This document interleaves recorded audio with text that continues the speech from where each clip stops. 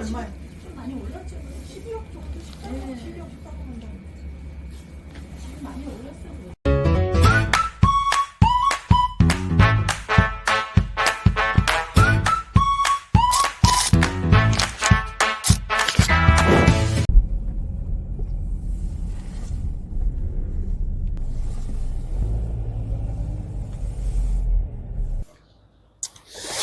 네, 안녕하세요. 반갑습니다. 경멜랜소 조코치입니다. 벌써 12월이 다가왔습니다. 12월이 되면 작년 12월에는 어떤 일이 있었는지 항상 생각이 드는 것 같습니다. 그리고 올 한 해 어떻게 내가 움직였는지 생각하는 시간을 가져봤으면 좋겠습니다. 왜냐면 내가 좀 반성할 부분은 좀 반성하고 또 잘한 부분에 대해서는 스스로 칭찬을 하는 그런 시간을 가져야 또 2026년을 잘 준비하지 않을까 싶네요. 여기 지금 나와 있는 이곳은 뒤로 보이시다시피 빌라 지역에 나와 있습니다. 여러분들이 임장 다니다 보면 여느 지역과 다름없는 그런 지역인데요. 여긴 지금 서울 이제 강동구에 나와 있습니다. 오늘은 경매물건을 보러 온 것은 아니고요. 저 조코치가 어떻게 시작을 했는지 영상으로 담아 볼까 합니다.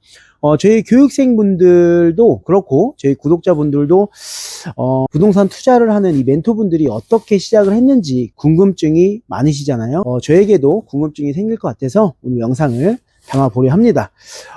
뒤로 보이시는 저 빌라 보이시죠?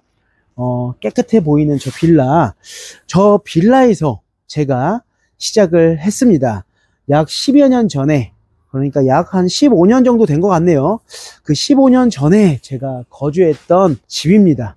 오랜만에 보네요. 이름도 안 잊혀먹습니다. 1호 홈타운이라는 집인데요. 야, 진짜 오랜만에 와서 그런지 좀 감회가 새롭네요. 좋습니다. 빌라를 한번 보여주시겠어요? 저 5층을 한번 비춰주세요. 저 5층 어떻게 되어 있나요? 빌라 5층 보면 항상 저렇게 조립식 판넬조로 되어 있죠. 조립식 판넬조로 되어 있다는 건 위반 건축물이 있다는 거겠죠. 제가 거주했던 집이 바로 저 5층입니다. 왼쪽에 있는 바로 보이는 저 호실입니다. 여러분들 빌라 경매 투자에 대해서 제가 알려드릴 때 어느 집을 매수하라고 하죠? 엘리베이터 있는 방 3개, 욕실 2개, 그리고 신축 빌라가 잘 팔린다고 말씀드리죠. 그럼 여러분들에게 제가 매수하지 말라는 빌라, 그리고 조심해야 되는 빌라가 어떤 빌라죠? 엘리베이터 없는 투룸에 5층, 그리고 위반 건축물이 있는 그런 빌라는 조심하라고 합니다. 왜? 팔리지가 않기 때문에 그런 빌라는 조심하라고 하는데요. 제가 거주했던 집은 엘리베이터 없는 5층의 위반 건축물의 투룸입니다. 안 좋은 건 다 갖췄죠. 이 집에 거주할 수밖에 없던 이유는 그때 당시에 전세나 월세 가격이 오름세로 가는 시기였어요. 그래서 제가 집을 구할 수가 없어가지고 말도 하지 않고 제가 신혼집을 이 집으로 선택을 해서 거주를 했습니다. 이 집은 그때 당시에 제가 월세로 거주를 했고요. 이 집보다는 더 안 좋은 컨디션이 있었어요. 쉽게 말하면 빨간 벽돌로 되어 있는 그런 집에서는 사실 들어가기가 쉽지 않았어요. 또 결혼은 아무래도 조금 보여지는 거는 좀 괜찮아야 되지 않습니까? 근데 뒤로 보이는 빌라, 저 빌라 몇 년 돼 보이나요? 대략적으로 한 20에서 25년 정도 된 빌라입니다. 그런데 지금도 외관 컨디션이 깨끗해 보이죠. 그만큼 여러분들에게 저런 빌라가 그래도 잘 팔린다. 그리고 저 역시도 그때 당시에 깨끗해 보였기 때문에 저도 월세로 거주했던 거예요. 그래서 저 집에서 첫째 아들을 낳고 5층에서 그렇게 살았습니다. 이렇게 걸어가니까 옛날 생각이 나는데요. 여러분, 코너에 있는 빌라가 좋잖아요. 그런데 이 빌라는 코너에 있긴 하지만 이렇게 주차가 좀 불편한 구조를 되어 있었습니다. 문이 열려 있네요. 보시면 어때요, 여러분? 깨끗해 보이죠? 관리가 되게 잘 되어 있고 그때 당시에도 이 빌라는 되게 깨끗하게 지어져 있었기 때문에 저 역시도 이 집을 계약을 하고 살았었죠. 여기 주차장 구조, 야, 요렇게 그래도 나쁘지 않았어요. 여기까지도 주차를 했었고 사는 동안에는 나쁘지 않았습니다. 그래서 이렇게 또 주차장 연결되어 있는 작은 문이 있기도 했고 그랬어요. 야, 이렇게 올라가니까 옛날 생각이 나네요. 그때 당시에 제가 여기에서 돈을 많이 모으기 위해서 엘리베이터가 없는 5층인데도 불구하고 정수기를 두지 않았습니다. 그때 당시에 홈플러스에서 장을 보면 6개짜리 생수 있죠. 그거를 2개를 들고 일단 5층까지 올라가서 두고, 그리고 장을 본 거를 또 가지고 올라가서 2번씩 올라갔다 내려왔다를 했었습니다. 그때 당시에는 또 젊었죠. 20대였기 때문에 5층 뭐 어때? 뭐 가서 살면 되지 뭐 이런 파이팅 있는 그런 시기였기 때문에 뭐 5층 뭐 7층이든 관계가 없었죠. 열심히 그래서 재밌게 살았었어요. 근데 단점이 있어요. 확실히 빌라 5층에 위반 건축물이 있었다고 말씀드렸잖아요. 근데 위반 건축물의 장점이 뭐냐면 방이 2개라고 말씀드렸잖아요. 근데 방이 2개지만 위반 건축물, 그러니까 판넬 구조로 실내 구조를 더 넓혔기 때문에 베란다가 넓어요.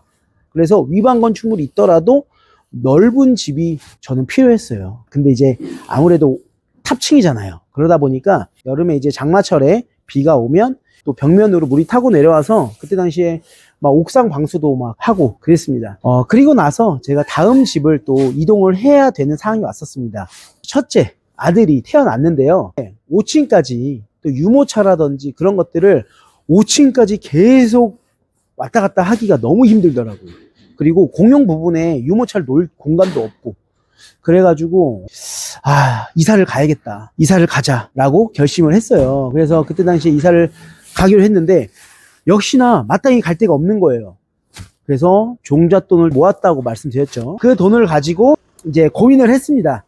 어떤 고민을 했냐, 이제 전세로 가자 또는 경매로 취득을 하자, 그리고 일반 매매로 어디를 갈까 계속 고민을 했어요.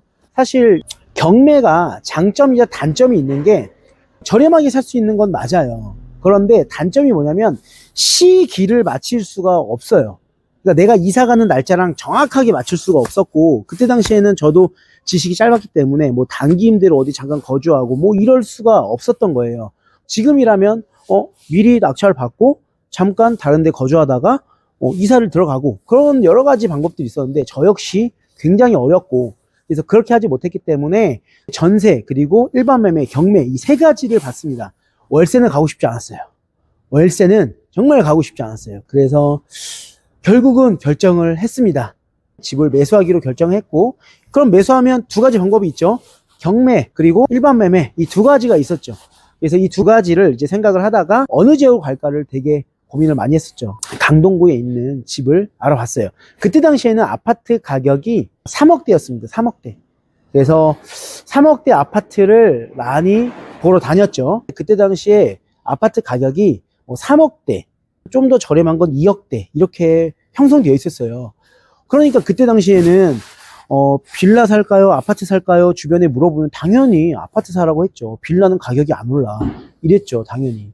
그때는 거의 가격이 비슷했으니까. 근데 지금은 얘기가 다르죠. 지금은 아파트하고 빌라 가격이 하늘과 땅이니까.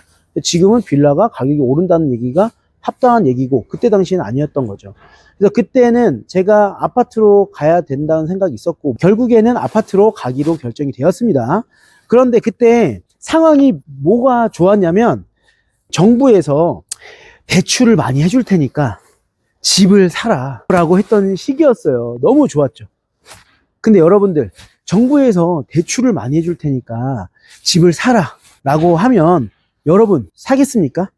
그 이유가 있었겠죠. 그때 당시에는 아파트 가격이 오르지도 않고 아파트가 더 하락할 거다, 이제 서울 경기에는 아파트가 남아돌 거다라고 해서 그때 당시 전문가분들이 TV에서, 언론에서 집 사면 망한다, 집을 가지고 있는 사람들이 불쌍하다고 할 시기였어요. 상황이 그땐 너무 안 좋았었어요.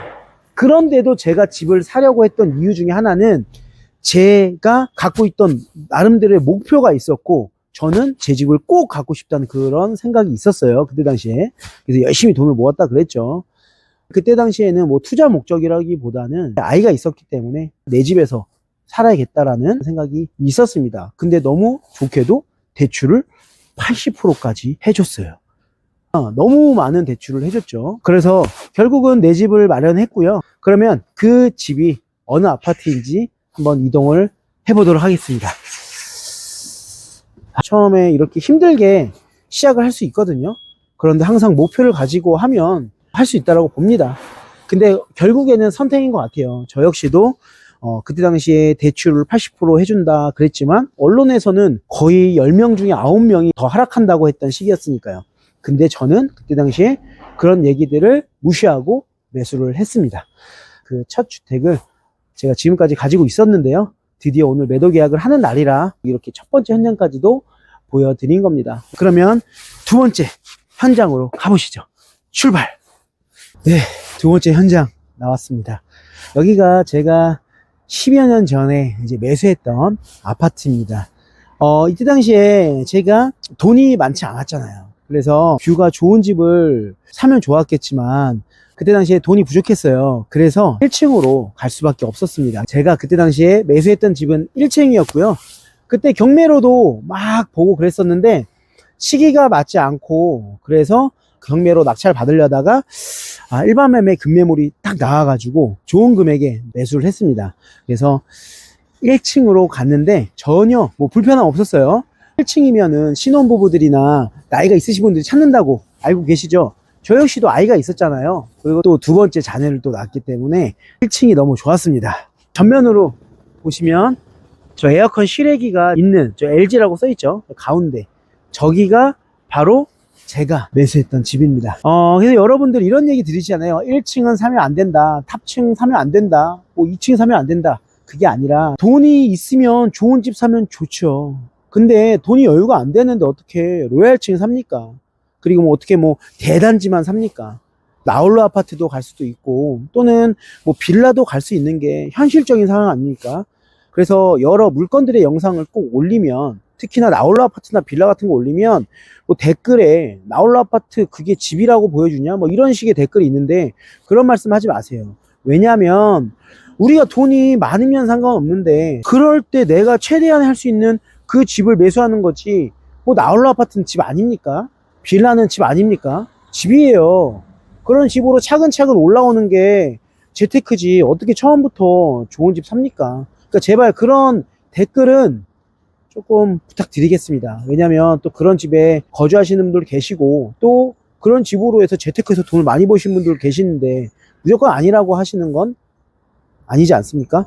그쵸? 특히나 경매는 그런 집들을 더 저렴하게 살 수 있는 게 기회인데 무조건 아니라고 하는 건 아닙니다. 투자를 안 해보신 분들이 대부분 그런 얘기를 많이 하시는 것 같은데 실질적으로 1층 아파트, 구축 아파트, 오르막 빌라, 그리고 벽뷰 이런 걸 다 투자해 봤습니다. 제가. 그렇기 때문에 되는 건 된다 그러고 조금 위험한 건 하지 말라고 그렇게 말씀을 드리는 겁니다. 실제로 경험을 하는 것만 알려드리기 때문에 말씀드리겠고요. 여기 아파트는 3000세대가 조금 안 됩니다. 3000세대가 조금 안 되더라도 꽤 크죠. 좋은 일들이 있었고 그리고 세금도 정말 많이 냈습니다. 자산이 불어나면 단점이 뭐냐면 여러 가지 세금이 많이 늘어나요, 사실. 그래서 많은 투자하시는 분들이 세금 걱정 때문에 투자를 꺼려 하진 않습니다. 돈을 많이 버는 대신에 세금을 그만큼 내면 되는 겁니다. 이제 곧 부동산에 가서 이제 계약서를 쓸 겁니다. 제가 영상으로 담지 못할 것 같아요. 근데 어쨌든 매도 계약을 하고 나서 제가 이 집을 얼마에 매수를 해서 얼마에 매도를 했는지 그것까지도 여러분들에게 모두 오픈해 드리도록 하겠습니다.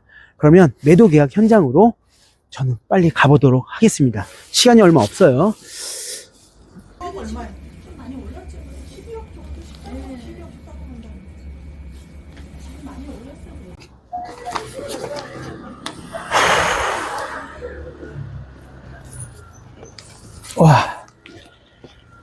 와, 드디어 계약을 마무리하고 나왔습니다. 지금 시간이 늦었네요.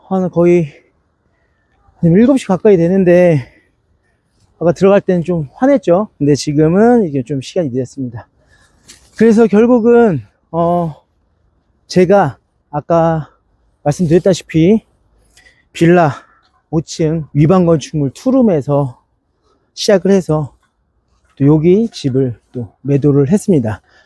제가 이 집을 얼마에 매수해서 또 얼마에 매도했는지 말씀을 드리자면 최종적으로 이렇게 계약서를 쓰고 나왔는데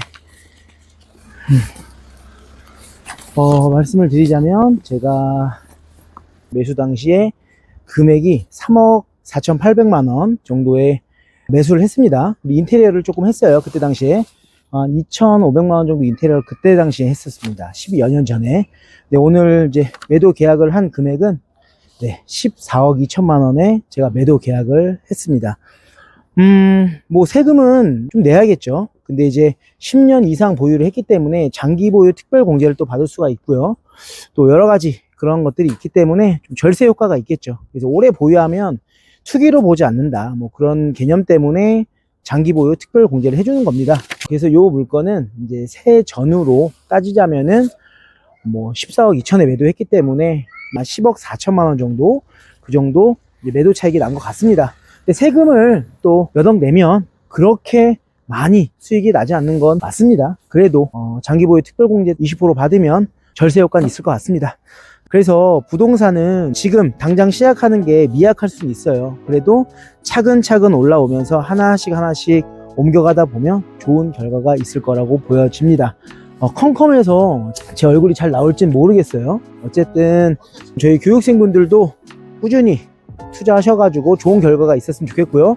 저희 구독자분들도 오늘 영상을 보셨다면 하나하나 낙찰을 받든 매수를 하든 앞으로 나아가시길 바라겠습니다. 그래서 오늘 저 조코치의 영상은 아까 낮부터 시작돼가지고 이렇게 밤에 마무리를 하게 되었습니다.